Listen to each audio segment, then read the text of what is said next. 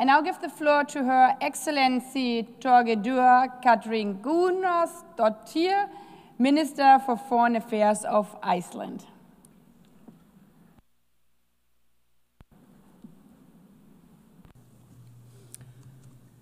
Madam President, Excellencies, at the heart of the UN Charter lies a simple but powerful principle: the dignity and worth of the human person. It is a reminder that the international cooperation is not about institutions for their own sake, but about people, ordinary people whose lives are freer, safer, and more prosperous when nations choose cooperation over confrontation, dignity over domination, rules over force. This vision, born in San Francisco 80 years ago, must remain our compass. Without it, our world would be less free, less just, and far less secure.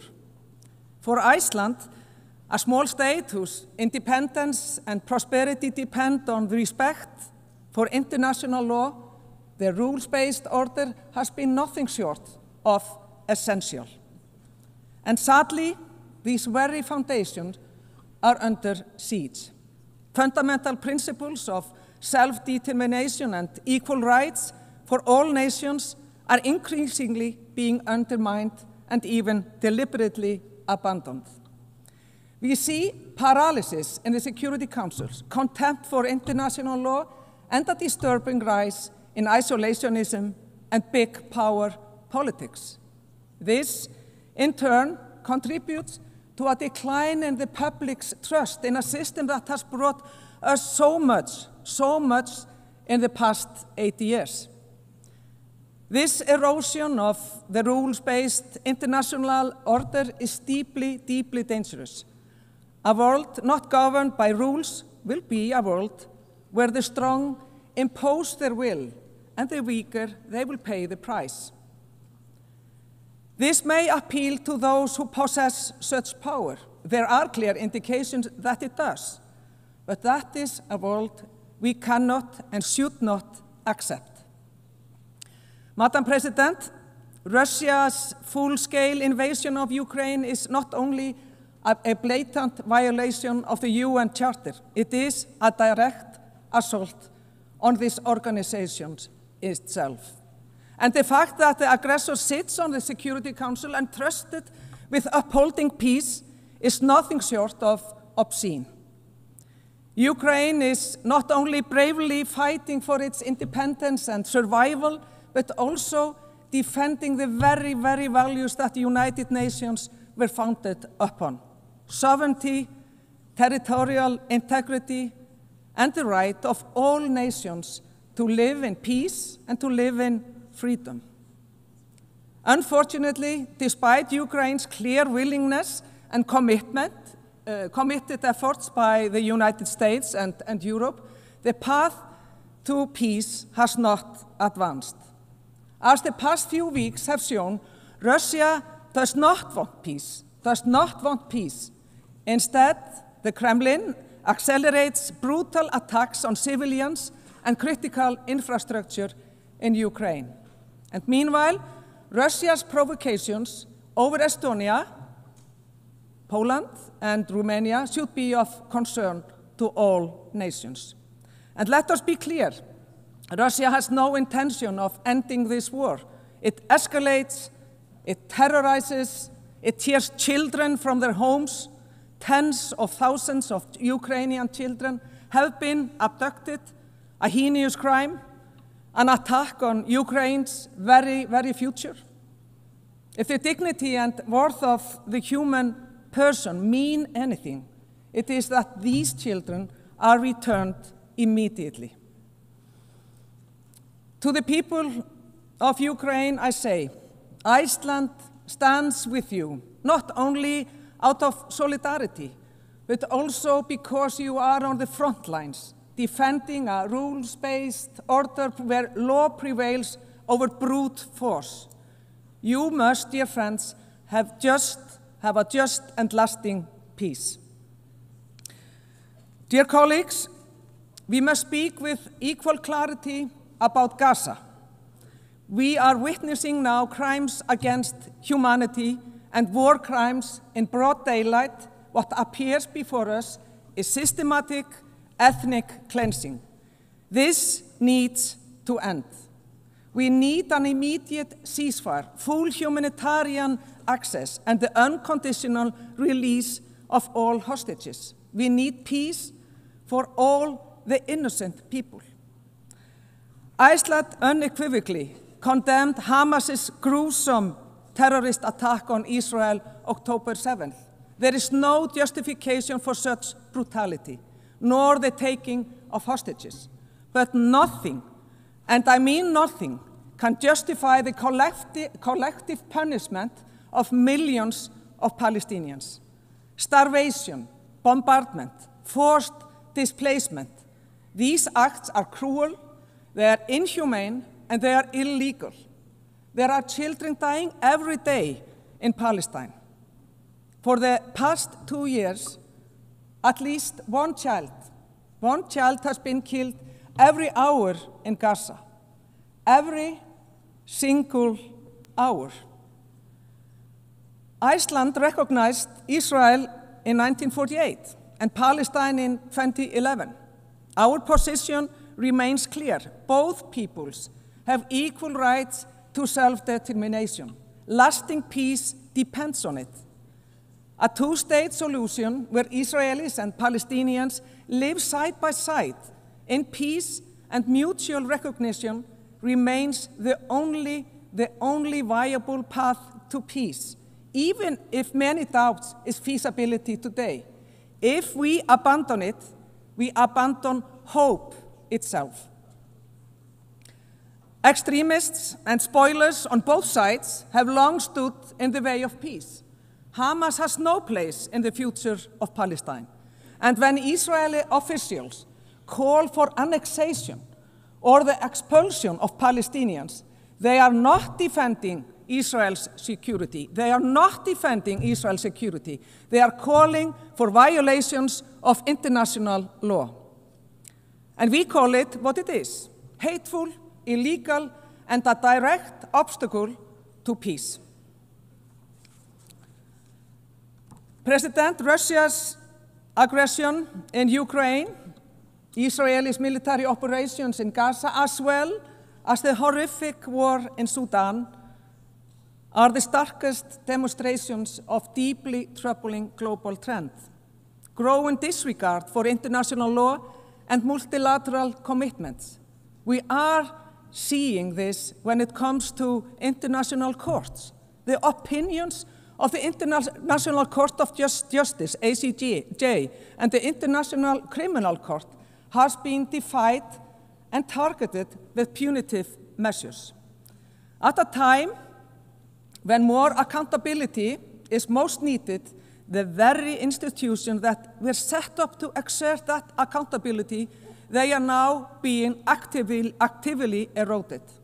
And it pains me to see friends partake in this. This is especially alarming for small states like my own, whose very existence depends on functioning system of international law and commitments. When the powerful abandon the rules, all nations are at risk. The same applies to arms control, disarmament, and non-proliferation, with troubling erosion of long-standing commitments and the weaponization of emerging disruptive technologies. We must also recognize new challenges, global corporations that transcend borders, shaping economies, technology, and also daily life without sufficient accountability. This is a reality without precedent, and one that demands also international responses. I implore all of you, not least those representing major powers, to think about this, to ponder what kind of world we actually want to live in. I, for one, know my mind in this respect. Madam President, human rights are not optional. They are not optional. They are universal, indivisible, and fundamental to peace and prosperity. It is a matter of pride for us that Iceland is seen as a global trailblazer in terms of gender equality. 50 years ago, next month, the women of Iceland set out to strike against the systematic inequality in the so-called women's strike. This set us on a path. But no country is perfect, however, and none has achieved full equality. My government, which is led by 3 women for the first time, is committed to pushing this progress further. And on that topic, Iceland expects nothing less than to see the United Nations finally led by a woman when the next Secretary General takes office. Dear colleagues, I must speak plainly. Those who rely on democracy, human rights, and free trade, we are under pressure. Populist movements are gaining ground, and we see how disinformation and conspiracy theories spread online, corroding trust in facts, in institutions, in one another. The result is predictable: rising intolerance, especially towards marginalized groups, women, LGBTQI+ groups, and persons, minorities, people whose only crime is being who they are. And let us be clear, women are not the problem. LGBTQI+ people are not the problem. Minorities are not the problem. The problem lies with those who spread fear and division. This trend is deeply dangerous for democracy, and it is why Iceland, as a member of the Human Rights Council, will continue to speak loudly and very clearly. Equality is not negotiable. Human dignity cannot be bartered away. Freedom of expression is the cornerstone of democracy. It is also the foundation of innovation, of culture, of progress. But freedom comes with responsibility. To distort free speech into the mass production of lies, propaganda, or AI-driven disinformation is not the exercise of freedom. It's betrayal. Twisting facts into fake news, science into lies, and upending reality is an attack on truth itself. Iceland will continue to defend freedom of expression, but also to insist that it be used responsibly, not as a weapon to harm or to divide. President, as global needs are at an all-time high, we are seeing large-scale reductions in development budgets by several major donors with profound consequences for the poorest countries and the most vulnerable. Iceland, we will not follow that path. Ultimately, development cooperation is an investment in our common rights and freedom, bringing us towards a more stable, just, and a peaceful world. The climate crisis that we are certainly facing knows no borders. In the high north, where Iceland lies, temperatures are rising more than twice the global average. Glaciers retreat, permafrost thaws, oceans warm. And it is the poorest, those least responsible, who suffer then the most. For us Icelanders, renewable energy is the backbone of our security and also of our independence. And the ocean is our lifeblood, our history, our livelihood, our identity. Its health is inseparable from the fight against climate change and from the protection of biodiversity. The ocean gives, but it also takes. That shared understanding deepens our solidarity with small island states and others who are now on the front lines of sea level rise. Their reality must be faced by the entire UN membership together as a global family. Colleagues, the United Nations is not only about states and structures, it is about people, the people who work tirelessly for these organizations, often under immense pressure and even risking their own lives to uphold its ideals. To them, Iceland extends its deepest gratitude. Your dedication reminds us that the United Nations, imperfect as it is, we know that, still has a beating heart. But it is also about us here, the leaders gathered here. These are serious times that demand serious leaders as well. We cannot afford cynicism, short-termism, or the comfort of slogans. We must act with love for our people, with respect for our neighbors, and with wisdom for future generations. This is not naive. This is not naive. It is the essence of responsible leadership, and it is what the world needs from us. President, the undermining the very institutions that have advanced peace, prosperity, and human rights over the past 80 years will only deepen the challenges we face.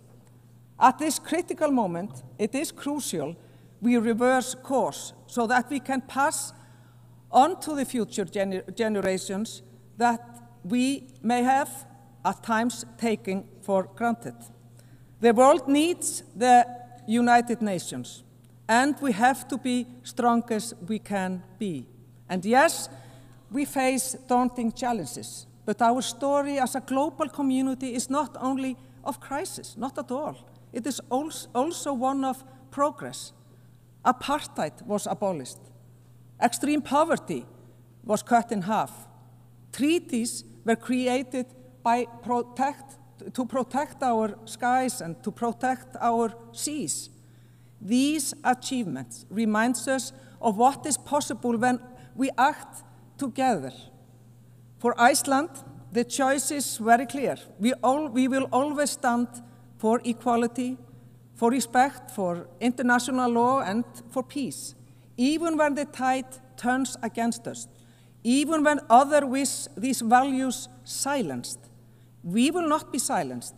We will keep these values alive because they are the essence of the United Nations, and they are grounded in the dignity and worth of human person. And let us revive the ideals that inspired the founders in San Francisco 80 years ago and draw on that same spirit today. Not for their sake, but for our children's sake.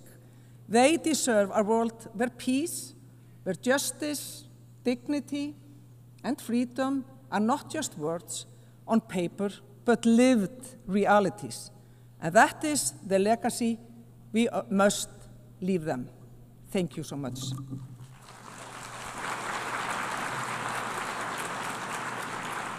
I thank the Minister for Foreign Affairs of Iceland,